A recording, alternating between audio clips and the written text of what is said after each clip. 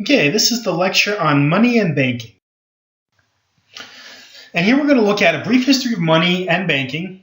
We're going to see how banks make money, and we're going to see how central banks manage the money supply. Okay, and here's a picture of some federal bank. I don't remember where it came from, but it's one of the more famous central banks somewhere in the world. So here's a brief history. First, we start out with a barter economy, which is basically I give you this and you give me that. There are several problems with this. The first is there's a high transaction cost, there's a time constraint, and tying these two together, we have what's called a double coincidence of want, which means that if I'm bartering axes for apples, then A, I need to be in harvest season where I actually have access to apples, and B, if I want an axe, then I need to ensure that the person who is selling axes also wants apples. So there are problems with the barter economy, so we quickly moved to proto-money, which are some kind of durable goods that have high value that's used as a medium of exchange. So a lot of kind of ancient civilizations had this kind of proto-money. And you can think of things in terms of gold or salt or seashells, things like that have some kind of intrinsic value that's used as a store of value to eliminate some of the problems of the barter economy. So coins were first minted by the Phoenicians in the 1500s BC. And here's just a little historical aside. When the Romans minted too many coins, then the Roman economy experienced inflation, which we've seen about. And that's one theme about money supply, that in general, as the money supply grows, its value becomes less. So when you have too much money, you have inflation and money loses its value. So when the ancient Romans minted too many coins, they tended to pay soldiers in salt, because they actually went from a money back to a proto-money. And that's actually where we get the word salary from, the Latin word for salt. That's also where we get the expression a person worth of salt. And China first printed paper money in the 6th or 7th century. So money is used to exchange goods, to repay a debt, and to measure and store value. This is some of the benefits of money as opposed to a barter economy. And one thing to notice when you read papers or when you start to think about economics, current events, is people talk about M1 and M2 money. And the difference is in their liquidity. And liquidity just means how easily money can be exchanged for cash. So not everybody keeps just cash around wherever they go. A lot of people deposit cash in terms of checking accounts, savings accounts. This is still considered money, and there's still money that's part of the economy, but economists will like to divide money between sort of more liquid, like cash or checking accounts, and less liquid, like a savings account or even bills or bonds or stocks or things like that. So here's a brief history of banking. It started in the Middle Ages, and there were kind of proto-banks, just like there are proto-money throughout the world. But it started with goldsmiths. People would deposit cash with goldsmiths, or deposit gold rather, and would be issued these bills, which are an exchange of how much money was deposited in the bank. Over time, these goldsmiths established trusts, and this is the beginning of banking. So here's a question that the goldsmiths started to ask, which is, do all people tend to demand all their money all at once? And take a second just to think about what you think.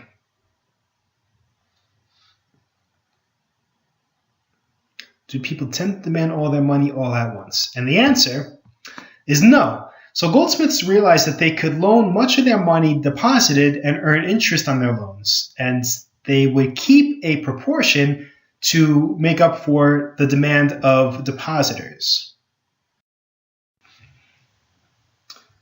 So how do banks make money? They could charge money on interest on loans. That we all know. However, Banks also have liabilities, which is that everybody who makes a deposit to a bank can take that money back. So here's a little bit of an example on what's to become known as frictional banking. Fractional banking. So Francis deposits $100 in a bank today, but will only withdraw $20 in a year. So the bank, realizing that you'll only withdraw $20 in a year, makes a loan of $80 to Emily at a certain interest rate, say 5%. Notice the bank is free to make a loan to Emily because Francis is not withdrawing all his money all at once. The money banks need for people demanding the deposit is called the reserve requirement. So here's an example of a bank's balance sheet. And if you took a class in accounting, you'll know that there are assets and liabilities. Liabilities are always deposits. So when you're doing these as examples, always start with the deposit first.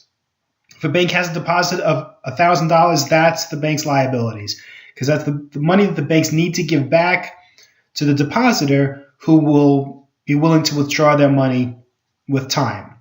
Their assets are the reserve, they need to equal the deposit. So they're the reserves that they have required on hand to cover deposits, and also loans that the bank will lend out. So here's an example about how banks make money. Suppose that $100 is deposited in Bank A. Bank A lends $90 to Bank B and keeps $10 in reserve. Bank B will then keep $9 as a reserve and lend $81 to you. Now, this assumes that the reserve requirement is 10%. So notice for Bank A, we'll keep 10% of that $100 and lend 90%. The same thing is happening in Bank B. The bank keeps 10%, or $9, and will lend $81. Now, you have $81 and you buy a new car from your friends, and your friend takes the $81 and deposits in Bank C. Now, Bank C will do the same thing. Will keep 10% of that $81 deposit and will lend the rest. Now, we can see in these balance sheets the assets and liabilities of all three banks, and notice the liabilities are all easy because the liabilities are just the deposits that are in the bank. And the assets are divided between 90% and 10% respectively of the liability. The 10% is the requirement ratio, the money that the bank needs to have on hand to cover deposits. And the other number, the 90, the 81, and the 73 are money that's lent out. So we can see in this example that the total assets equals 100 plus 90 plus 81, which equals 271. And so there's a ripple effect from fractional banking, that what started with a $100 deposit in Bank A magnifies to $271 in the economy. So there's a ripple effect going on here. So now let's talk about the Federal Reserve. The Federal Reserve is the central bank of the United States. And what central banks do is they do something slightly different than regular banks. They do something similar. They process transactions. They provide check clearing services. But there are two really important things. They manage the money supply, and they act as a lender of last resort, but only when the need arises. And this last point, acting as a lender of last resort, occurs during recessions primarily, but during situations where there's not a lot of liquidity in the economy.